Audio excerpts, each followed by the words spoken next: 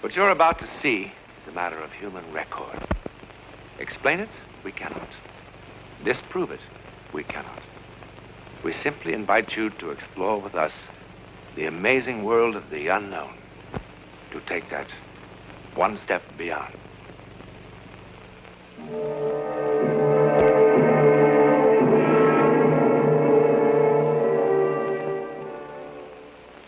What you're about to see has haunted the minds of men for 40 years. A miracle or a soldier's fable? You decide. At 22:30 hours on the night of November the 14th, 1915, something happened in the war-darkened skies over Europe. It was seen by a British mortar unit here in Flanders. It was by a Russian sentry on the East Prussian front. It interrupted the maneuvers of an Italian infantry company here. It was observed by an Allied reconnaissance plane over the English Channel. Thousands of soldiers from all the nations of Europe ultimately were involved. But in the beginning, there were only 4.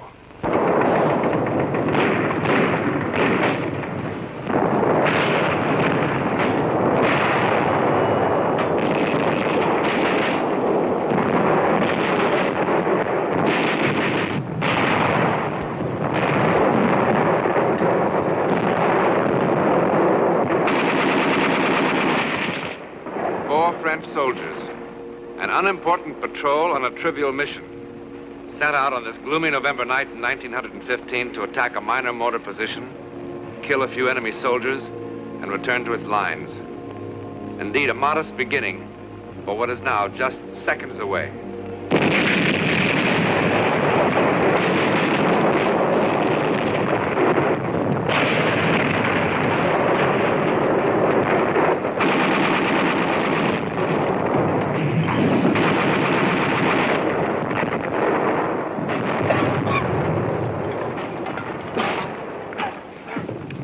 Think of all the pleasant things a man of my sensitivity could be doing tonight. Watching the ballet, playing the piano, enjoying vintage wines. A night like this is good for only 2 things: picking pockets or making love. And on your feet.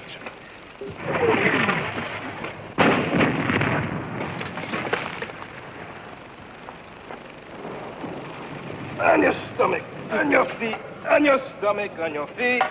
Oh, what an unpleasant war. Those flares, do they mean they've seen us? Probably. What will happen? If they kill enough of us, the next ration of schnapps. If we kill enough of them, perhaps they let us take a bath. It must feel strange to kill for the first time. Strange. Actually, I enjoy it.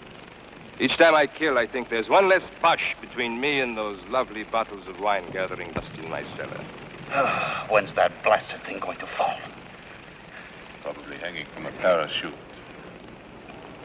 Where do you see a parachute? How can it just hang there? It's so bright. Come on. Burn up. Fall.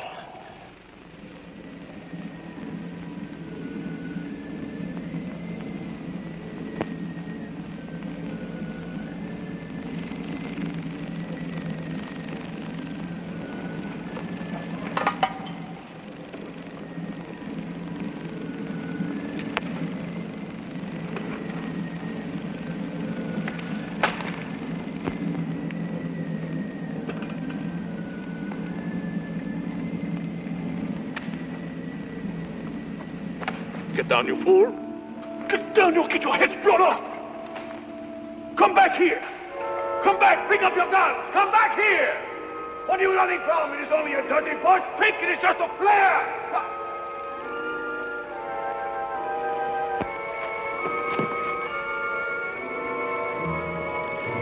Oh, my God.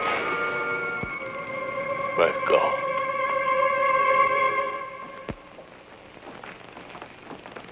On your feet. On your feet, you up. At ease, as you... No need for formality. I'm Captain Tremaine of the Adjutant General's office. I've I've been appointed to defend you at your court-martial tomorrow. Tomorrow? What's the big hurry? It's the cooks they should court. They're poisoning the whole army. I don't know why they chose me. My practice was civil law. What do I know about a mess like this? It's reassuring to know that our defense is in such good hands. But there's not much of a defense, soldier. Obvious what happened. The charges say it all. Cowardice in the face of the enemy. Cowardice! Wasn't that at all. Quiet. Show respect. But I wasn't afraid. I mean, I was at first, but it wasn't that.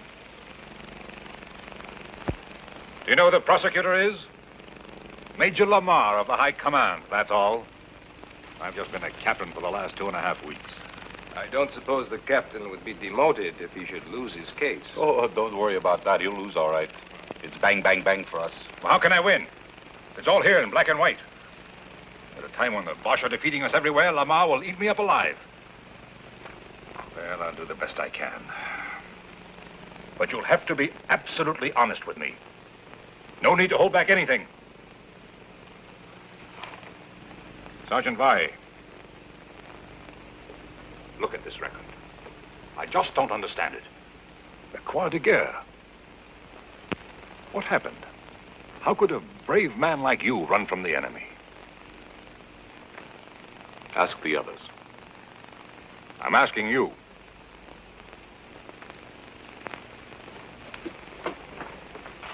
Look, they're going to make an example of you men. That's why they're doing it so fast. Don't you understand that? Sir, ask the others. I really don't want to ask any of you. I don't like to defend cowards. Why do you call us cowards? What did you want us to do? At first I was blinded by the light. I couldn't see anything. And then I wasn't in the shell hole anymore. I wasn't. I was home. Home? Yes. I was home.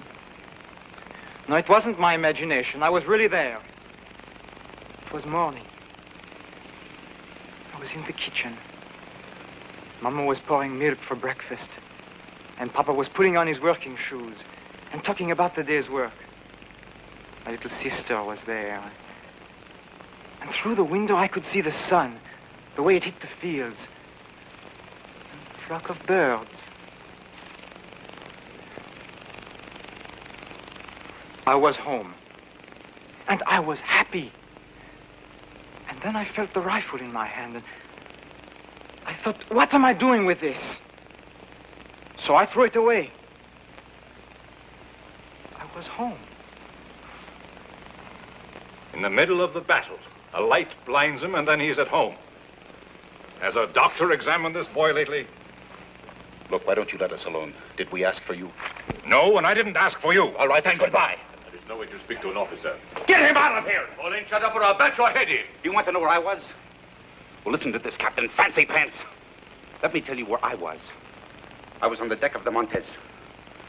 A rusty little freighter carrying pig iron from South America to Marseille. Flopped on the forward deck, just taking it easy. I never felt like that in my whole life. I was free. I could breathe. There was nobody in the world that I wanted to punch in the mouth. I wanted to stay like that for 100 years. A part of everything. Everything. Tell me I wasn't on that boat. And I'll make you eat all those pencils.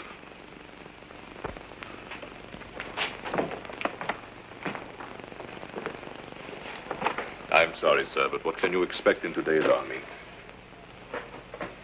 When that flare burst, I really didn't see a thing. Well, that's better. Then why did you run? Somehow the air had changed. It had become soft and warm like a summer's night. In November? Oh, logic told me it was freezing cold. And yet I felt a warm breeze on my face, and my feet were no longer cold. And the air was suddenly filled with all sorts of remarkable scents.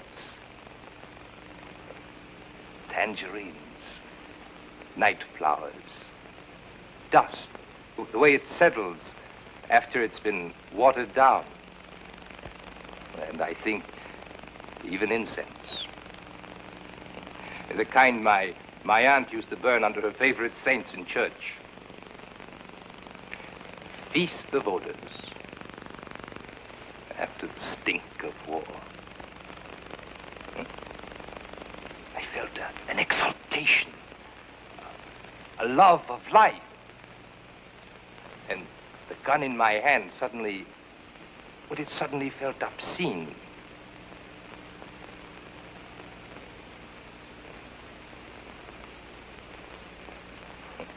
Obscene.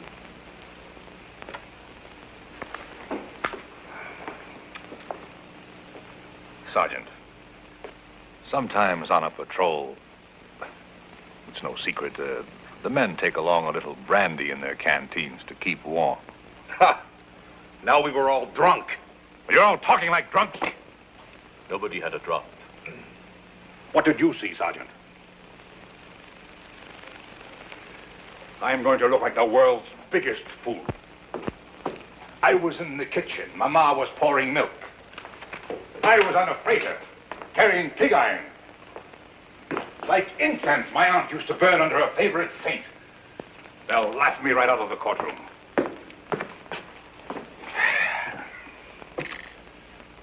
All right, let's begin again. You from the testimony of your men, Sergeant. Let me see. Ah, yes. It wasn't what I saw or smelled, but what I heard. The light could have come from many things, but not the singing.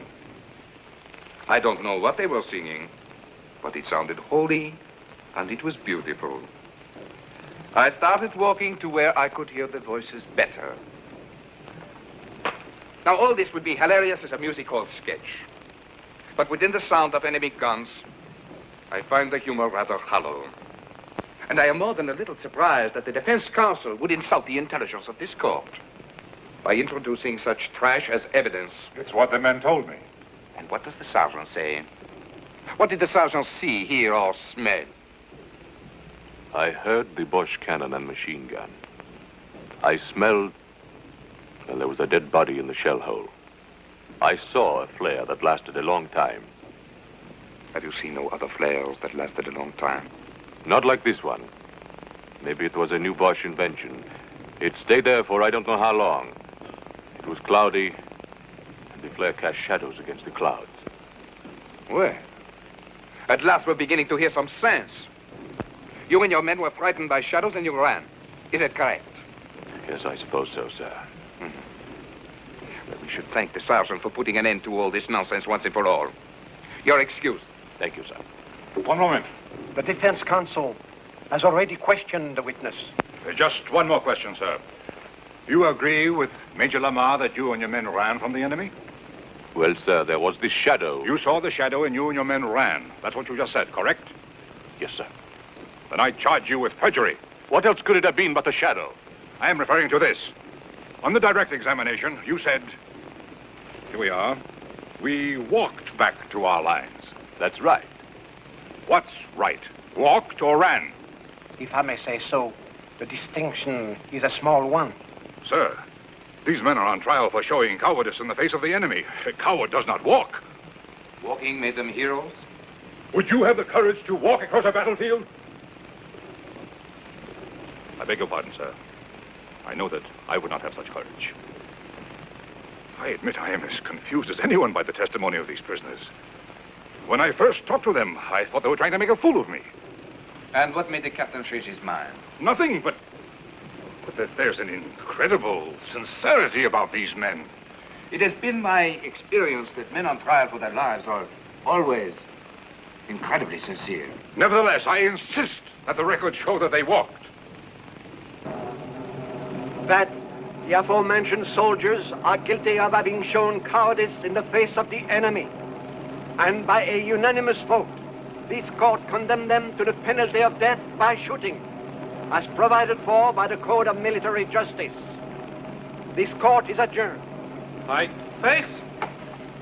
Color right. Look.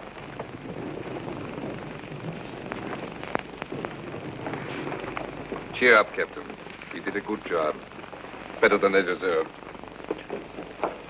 Are you sure that's all it was, sir? All what was? I mean what the sergeant said, that the shadow was caused by a flare. Of course. The rest is rubbish. Be sensible. What else could it have been?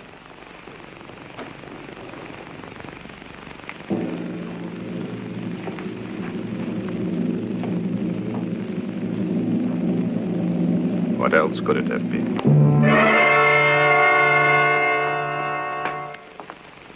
Good morning. Is it? It's difficult for us to tell down here. I'm going to see the commanding general and try to get a stay of execution. You don't sound hopeful. I'll do my best. I think you will. And that's most curious. Why? I'm a lawyer, that's why. When you first came down here, you wanted to spit in our eye. But in the courtroom, and now. And don't tell me you actually believe our outrageous stories. I don't know what I believe. Anyhow, while I'm in town, I could mail your letters if you wish. When do they get rid of us? It's scheduled for 1400 hours. No letters, Sergeant? After 18 years in the Army, I've nobody to write to, sir. Sergeant, is that all it was? Just a shadow? If I told them I saw Noah's Ark passing by, would that have saved us? No, I suppose not. Oh, Captain, you could do me a favor. When you go into town, you could get me a bottle of good cognac. Something really first rate, I mean. I would like to have one last taste of first rate cognac.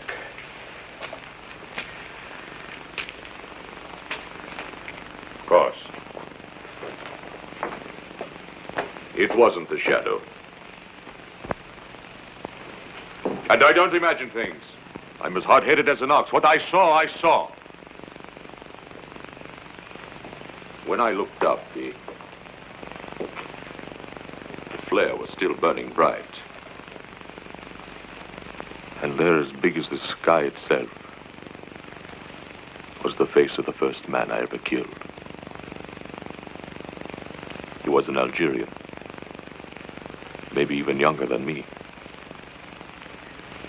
And if I didn't cut his throat, he was going to cut mine. Then he was dead. His eyes were staring up at me. That's what I saw. That Algerian kid. And you know how he looked? As if he was saying, "It's all right, my friend. It wasn't your fault."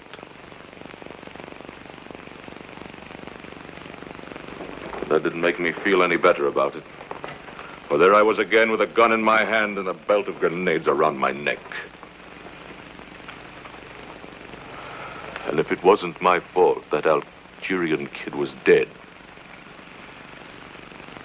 well, then whose fault was it? You think I would say something like that in court and let them laugh at me, too?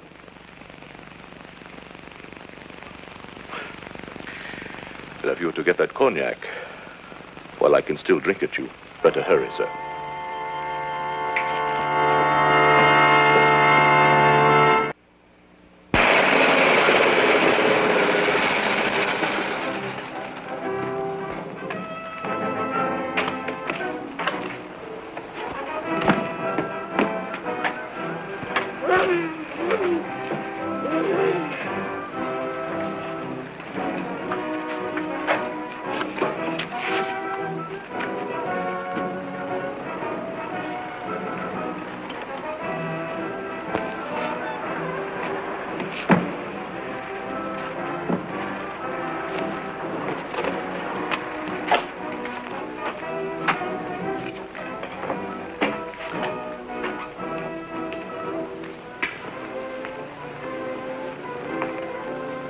Could the captain spare a cigarette?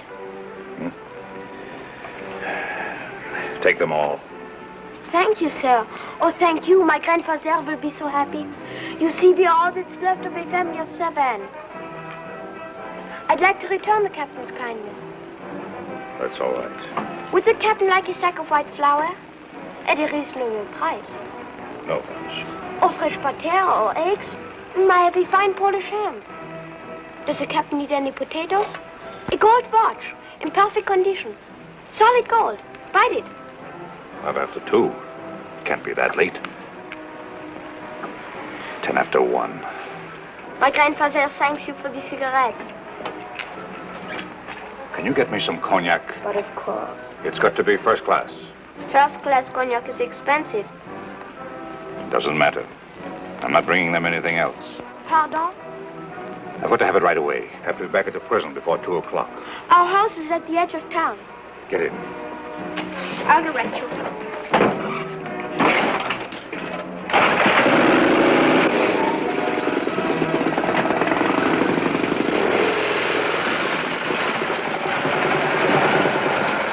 The Bosch are just a few kilometers behind those woods. So pretty soon you'll be able to sell them potatoes and ham and butter. I am learning a few German words. It's a difficult language. I'm sure. The cognac is in the cellar. I'll get it.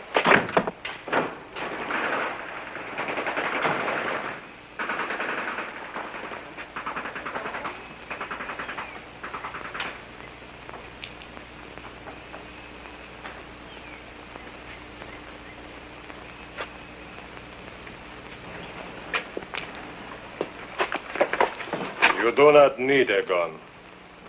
I threw mine in the river. I've been walking through the trees for I don't know how long. I'm tired.